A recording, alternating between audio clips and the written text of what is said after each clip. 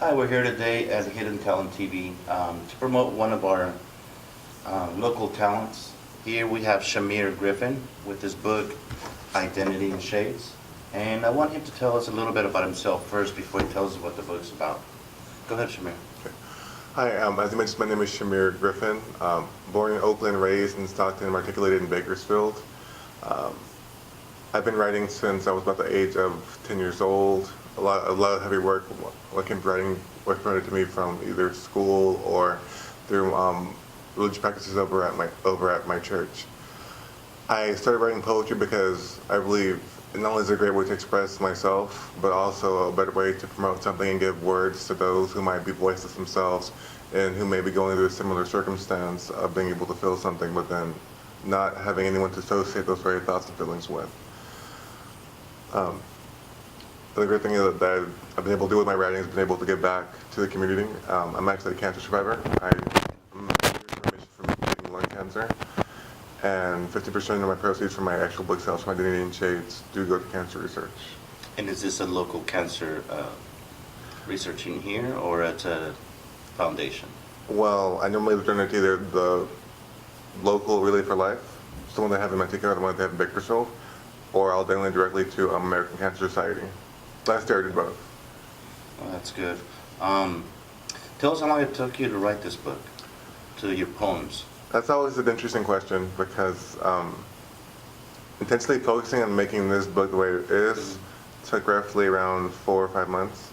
But some of the poems are kind of old, like they're years old. So if you were to add that to like maybe 3 or 4 years, but focusing on writing the book is just 4 to 5 months. Well, that's good.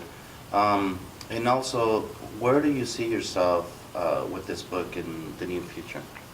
What would you like to do with it? Are you planning to write a second book to continue your poems?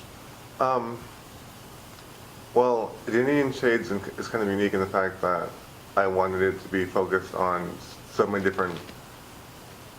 I wanted Identity in Shades to be focusing on the different identities and stuff that we carry and different subjects. So as a whole, which the book is broken into the 5, sometimes 6 chapters. And I don't plan on writing exactly a sequel to it, but I do plan on continuing writing poetry. Well, however, my poetry flow has developed over the years might not be the exact same thing, but this is a good foundation for it. What I'd like to see for this book is, I don't expect over international success, but I would like to just see local success, and as well as people in the area become more aware of it, and maybe realize that this book is actually written for people in this area and help change their minds, help educate them about what's going on. It talks about a lot about things that have been going on in Stockton, from things such as gang issues and violence, as well as things of discrimination, understanding, also just cycles that I constantly see, like those in the gay community as well. Yeah, and it's it's something that we need here in this community. That it's we've been hit with so much negative lately that we need to come out with positive things. Show all these. We have all this hidden talent here in this town. Like I said, with Shamir Griffin here. One thing that I want you to kind of explain to us a little bit more about your the type of cancer you had, because I'm sure there's going to be some people interested that want to hear about it. I had lung cancer. It started off as a carcinoma malignant tumor. It's interesting and kind of ironic because I was diagnosed when I was going to school in Bakersfield. It was like my senior year, and I had just completed doing Relay for Life, which is, as you know, is a cancer. It's like I think the plan for cancer research. And 2 weeks later, I got diagnosed. I was coughing up blood, so I went to the doctor. They had a chest scan done. They found a mass by my lung, about by the lower part of my heart. So then I'm having a biopsy 2 days later, and they then told me that it's a tumor and stuff, and we'll keep monitoring and looking at it. And then not long afterwards, found out that it was actually like cancer. And so after like a good 4 months of going through everything else, they culminated in having a lobectomy done.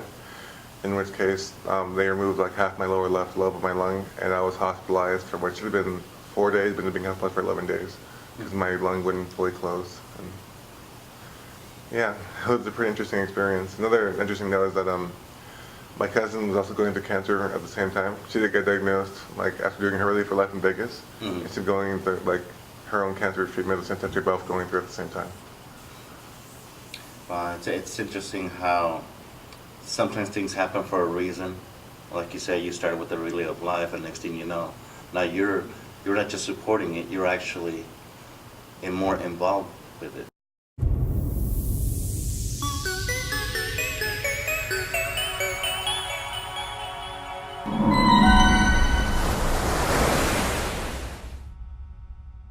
Hey everyone, it's Bombastic Ishmael here, coming with you. I have a graphic novel coming out called The Weird Love Life. If you would like to buy or download your own copy, go to MYSTARTV.com and check it out.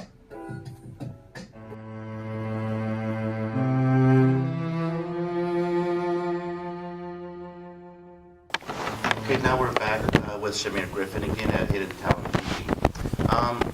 Why don't you tell us your life story, and I want you to go in depth and tell us more about yourself. My life story. Well, as I mentioned, I was born in Oakland. I was raised by both my parents until they got divorced when I was 2 years old. That was like a really interesting experience because I think that was like actually my first memory of having my parents, my mom and my dad fighting. It kind of really affected my views on love for a long time, and probably still do, most likely. I think a lot of people do. You know, I think people don't believe, but I think we are affected when we see that type of, and when we see either we're in that environment or when we see those kind of reactions from people. Everything has cause and effect. The good thing is, during that time, because I was little children with my mother, and there were about 8 other people living in her household. My mom was the only one working.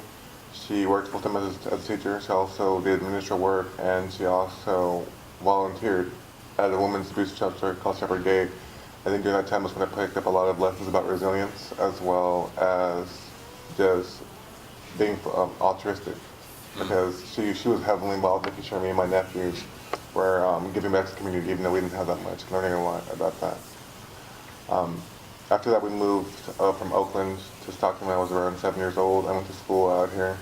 I used to get bullied and teased a lot, which is oddly enough considering how huge I always was, but I got bullied a lot because of my height, because people say I talk funny and other stuff, and I also got bullied for being black, which is weird. Yeah. Well, you know, one thing that people understand about Shamir, he's actually 7 feet tall, and when he's talking about the language, he actually speaks Spanish, so he's fluent in other languages. So go ahead and keep going. Yeah, even in when it comes to my writing, I use English, Spanish, and Chata-Nompa, which is a Choctaw tribal language. My mom is 1/4 Choctaw Creek and Blackfoot Native American, and my father is 1/4 Creek and Blackfoot Native American. So I dabble with using those languages as well in order to help them keep my writing up. And it's also my way of honoring my great-grandmother, Sarah Chastain, who passed, because she just teaches my mom the language, but there's also a lot of stigma about being Native and passing on language and stuff like that, so it kind of missed generations, so I'm trying to help keep that alive in my family. But at some point after elementary school, I opted going to high school, where I ended up joining a basketball team over at Edison, and it was actually a pretty important year because that year I was taking all honors and AP classes. And while I was doing that, I ended up getting outed my junior year by one of my teammates, Tremaine Johnson, about my sexuality. And from that day forward, I got bullied and threatened. I had people pushing weights on me in the weight room. I got people there was one incident in particular that was really traumatic, was that my teammates were in Lake Tahoe for a basketball tournament, and a couple of them had gotten out without permission, and they had gotten alcohol and weed. And the cops came back and found them at our cabin, and they were attempting them being arrested. Our cops sending them all home. And then they were really upset. Some of them were drunk, and they tried jumping me at like 2 o'clock in the morning. And this was your own friend? These were my teammates. And I was having a knife, and just pulling a knife and staying awake until the coach woke up at like 10 o'clock in the morning, because I was just that afraid and did not want to deal with it. And then telling my dad about it, and my dad didn't want me to deal with the issue because he's not very, he doesn't like the fact that I'm bisexual. And it's like, that's caused a lot of problems between us, but that was a really big turning point. I mean, it made me not want to play basketball ever again for a long time. And it's understandable when you go through a traumatic situation like that. But it's also using that same, because I'm a member of so many minority groups, because I know it's like to be stigmatized, and because college helps enlighten me about what it is, like what's going on. That's why I enjoy writing, because I can use simple words, poems, or just make things relatable from my own experiences to teach people a lesson and help educate them, help them become familiar with what's going on around them. Because no one can judge a problem if you don't know what the problem is or if no one's talking about it. I think this book creates a good forum for people to discuss what's going on around them and what's important to them, or they think should be changed. Because I obviously can't help someone if they don't, if it doesn't know what's going on, and people can never understand what you're thinking, but they can also understand what you're saying and what you're feeling if you express it. Yeah, that's good. Now tell us more about how you're involved now and what you're doing to help, like, make some of those changes so that other people don't go through what you've gone through. Well, several things. I became mental health first aid instructor and first aider while working for the San Joaquin Pride Center, which is a nonprofit group which helps deal with lesbian, gay, bi, transgender, queer, questioning in allied communities in the San Joaquin and Downtown counties.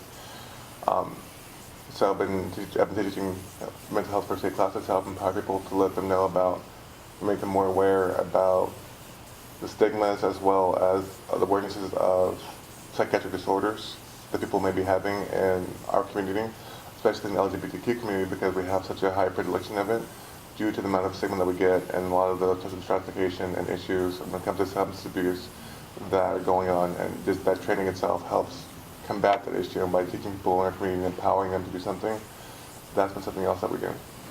We're also working on a program called Diálogo por la Dignidad, which is a program aimed at our Spanish-speaking, a lot of gay migrant workers over in the rural areas of San Joaquin County. Because I want to say like 2-3 years ago, not a few years ago, around 6 or 7 months ago, we had a phone call from someone who goes with Spanish, and I'm the only one in my job that speaks Spanish. And he was talking about how he had been assaulted and how he had been treated poorly in this area, and how he had, because he was a migrant, he was afraid to go to the police for the issue for fear of, like, being deported. Retaliation and stuff, even though he actually has asylum. But then he also couldn't get protection in his own community because the whole stigma of macho attitude. The macho attitude, and then being gay. And then the feminine that's hard. So it's like he felt double layers of discrimination that just weren't working for him, and now we've been doing things about it, and we're actually having an event this April 25th to help talk about what we can do and what we've done. We've been involved with a lot of community partners for that, to work on that. I also work with another nonprofit called Give Your Child a Chance. It's more so an after school program, but a lot of kids that we work with at the sites I've worked at,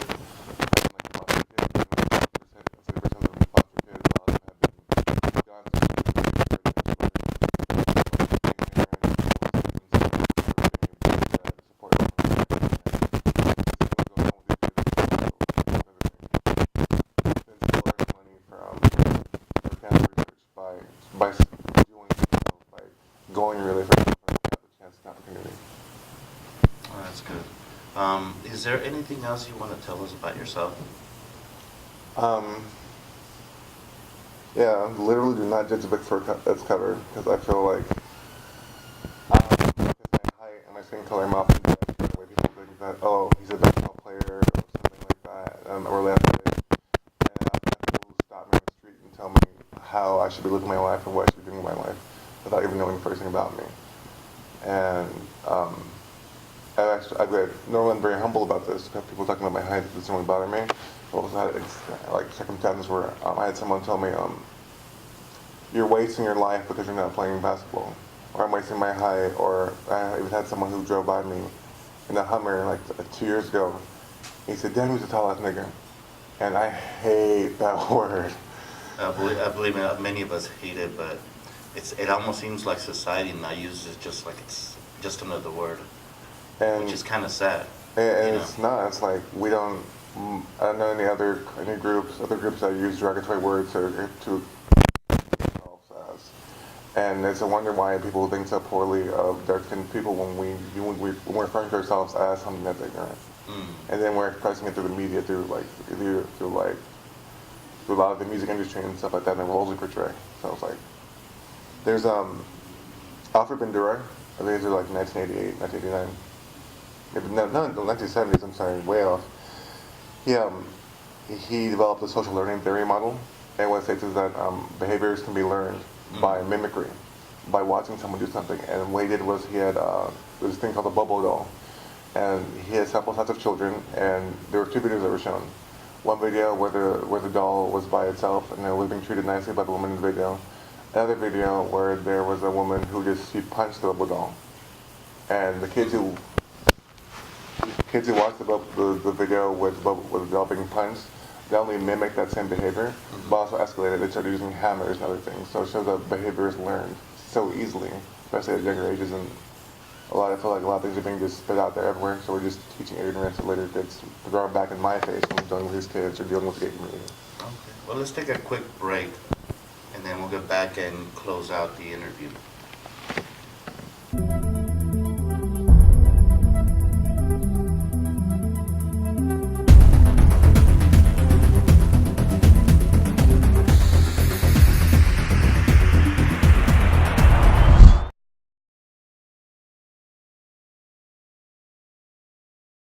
Hi everyone, we're back again with Shamir. We're nearing the end of our Hidden Talent TV show. One thing that I wanted to kind of mention and bring more attention to, at the end of the show, you'll see the links to if you want to buy his book, or if you want to book him, talk to him, have him do a speech if you like. You can either contact us or contact Shamir. One of the things that the way I would like to close this interview, I want him to tell us pretty much an interview, just a shorter version, but in Spanish, for the Spanish people, para la gente que está ahorita, que hablan español, para que entiendan con lo que él ha pasado y la razón que escribió sus poemas, su libro de poemas. Pues, la significación de mi libro de poemas es para enseñarle a gente de oportunidades y de discriminación en la comunidad, porque durante mi niñez y durante mi juventud yo sufría mucho de eventos de discriminación de mi sexualidad, del color de mi piel, y los eventos todavía yo siempre estoy pensando y sintiendo las cosas de mi niñez y juventud como los eventos de discriminación. Y es muy importante porque muchas personas en la comunidad no saben o no quieren saber qué está ocurriendo enfrente de sus ojos. Y es porque necesitamos enseñar y hablar y platicar de los tópicos. Los tópicos muy profundamente personales, Sí. que mucha gente no entiende, que nos afectan a lo largo, por ejemplo. So, dinos, ¿por qué no nos dices uno de tus poemas en español de los que tienes ahí en tu libro? Tenemos, yo creo que 16 poemas en español. Mi favorito es Borracho porque yo tuve un novio que tomaba mucho de alcohol. Y yo creo que tomando de alcohol es muy importante, es un tópico porque hay personas que no saben cómo vivir sin alcohol en su vida y siempre está tomando para sentir y para olvidar los duelos que tienen, o los dolores que tienen. Que unos tienen. Sí. Como la estigma que le ponen al latino con la Coors y su caja de Budweiser. Sí. Por ejemplo. So, a ver, dinos el poema en español. Okay.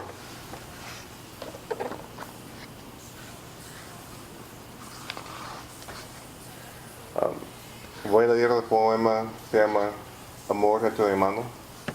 En la mañana, antes de que nos levantamos, mi espíritu desaparece y mi cuerpo duerme esperando para conocerte. Mientras que despiertas, me curas de mi enfermedad, con tu amor simpático hecho de mano. En la tarde, antes de vamos a trabajar, mi corazón muere y no puedo caminar. Mientras que me abrazas, me llenas con alegría, con tu amor fuerte, hecho de mano. En la noche, cuando la día desegua mi energía y mis manos pierdan su poder, me das vida. Mientras que me besas, me ensañas de todo, con tu amor sabio, hecho de mano. Es un poema de amor. Muy bonito.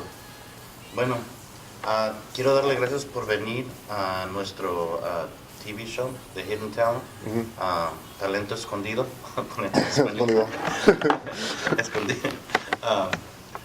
Quiero darte las gracias por visitarnos. I wanted to thank you for coming over and doing the interview with us. And as I said, if you were interested in buying his book or booking him as agent, it's called Identity in Shades by Shamir Kali Griffin. Por si les interesa el libro, también nos pueden hablar or check the website. His website, which, like I said, we'll post it at the end of the show, and you can also contact here at Athena Star and at Hidden Talent TV. Send us an email and let us know if you're interested, and then we can either get it for you or we can connect you with Shamir.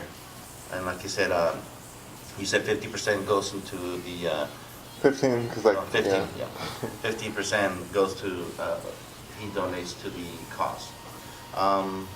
Is there anything you want to say in closing? Just go in great spirits. May your moccasins see many winters. All right, and thank you. See you next time.